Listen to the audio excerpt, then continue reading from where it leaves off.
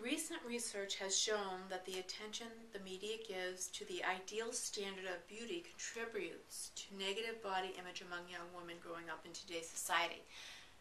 And I don't think it just affects young women. I think it affects people of my age as well. If you pick up any magazine, watch any primetime TV show, walk through them all, you'll find images of impossibly thin models everywhere.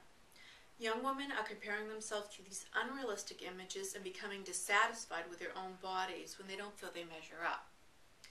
What they don't know is that models are thinner than 98% of Americans. That's 98%. That means they are in the 2 percentile. Studies show that nearly 50,000 teenage girls, say that they are unsatisfied with their appearance. 86%, or another 43,000 of these same girls, feel that they actually think they should be dieting. Shows like Extreme Makeover, that was a popular show a few years back, and I have to tell you, I loved it myself, would take ordinary people and give them the bodies and the faces of their dreams. According to the American Society for Aesthetic Plastic Surgery, over 220,000 people under 18 years of age had cosmetic procedures done in 2002. In 2003, it jumped to 335,000. I'm not even sure what it could be today, but I have to say, it's just all pretty sad to me. Remember, these kids are under 18 years of age. They need parental consent. And that a lot of the parents are consenting to this because of the peer pressure. They don't want their kids to be picked on. They don't want their kids to be outcast. They don't want their kids to be laughed at. And, you know, unfortunately, that's, you know, just how it is today. It's just like I said, it's pretty sad. A study published in the Journal of Social and Clinical Psychology in November of 2001 showed a group of 18 to 25-year-olds women who were presented with information that positioned the media standard as being unrealistic were less likely to compare themselves to the media image. So, a little story from me. Mark and I went to go see this movie. I can't even remember when or what the name of the movie was, but there was this love scene, and there was this beautiful woman, and she took her top off, and she had small breasts. Not these big honkers of a thing like you see today, but small breasts, kind of like what I have.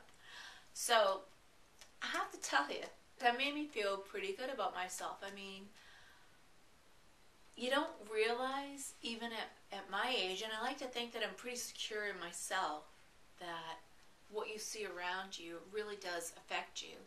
And, you know, the fact that this gorgeous man, this gorgeous co-star was all over that was pretty good. So, needless to say, I walked out of that movie feeling pretty darn good about myself. It felt kind of sexy. It felt like I had my groove on. So, this media stuff, there's a lot to it. Anyways, let's see. Then it goes on, and I went on to say in my paper that I believe this is a parent's key to success. That parents need to talk to their kids about, you know, what they're seeing out there, and help them realize that this stuff is all smoke and mirrors. This stuff is fake. None of this stuff is real.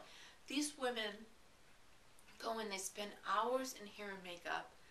That these photographs are retouched, all their blemishes, any imperfections, they just erase them. So you see them on the cover of this magazine and you're thinking, oh my God, these women are perfect. Why aren't I? Well, you know what? That's not the case. They're not perfect. And then it goes on, I go on to talk about how, you know, kids need to realize that diet and exercise can help them be their personal best. And also that genetic plays a part into that. I mean, if you looked at my body, I mean, I'm pretty good from here to here. I am pretty hippie, although I have lost a lot of that. I will never have beautiful calves. I have a great aunt somewhere down the road that has these freaking piano legs. So I will always have these thick calves. I will never have those beautifully shaped ankles. I just won't have it. And there's nothing I can do about it. So you know what? I have to accept that and move on. Because young women are most vulnerable to develop these insecurities, parents need to help them combat these negative feelings of self-image. However, parents need to first combat their own feelings of self-image.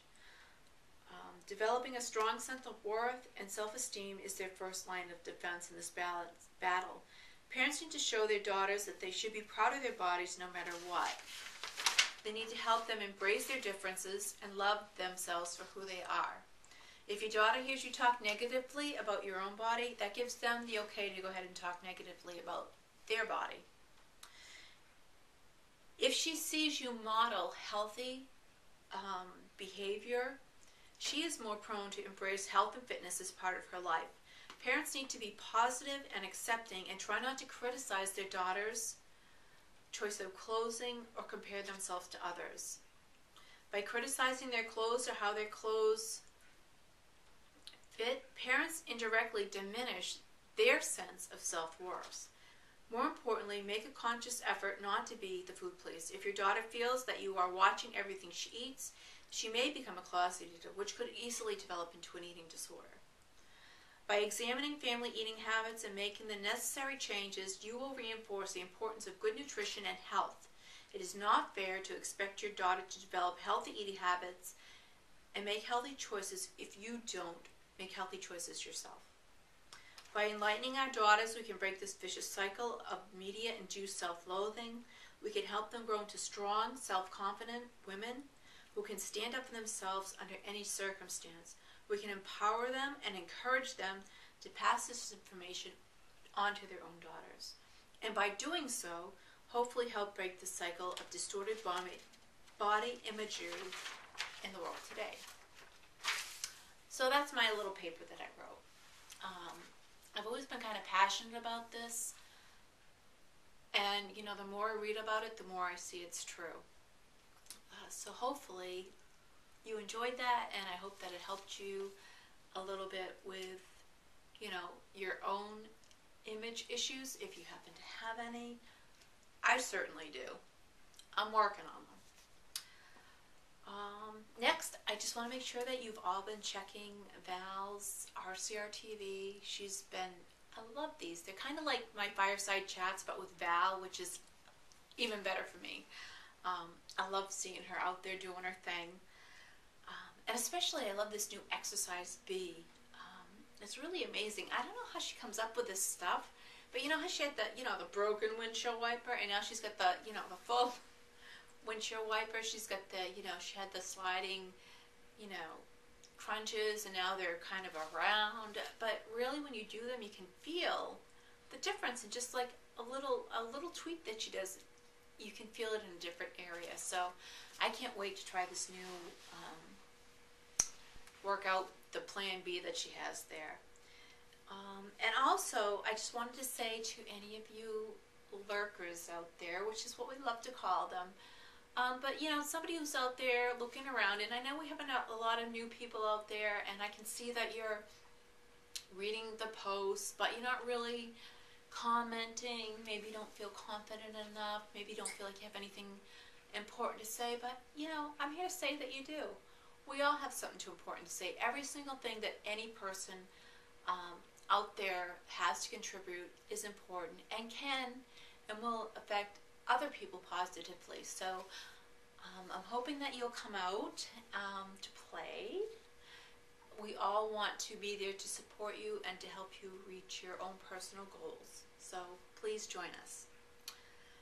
And lastly, you know, I haven't really talked about myself tonight, but I feel like I've been pretty much on track. My food's been okay. My exercise has been okay. You know, this week has been an okay week for me. We're starting week 2. Actually, it's probably week 6 of this 8-week challenge that we have going on. So, you know, we have actually 3 more weeks before we finish this little challenge of ours. Anyways, that's all I have to say tonight. So I love you all, and I hope you have a great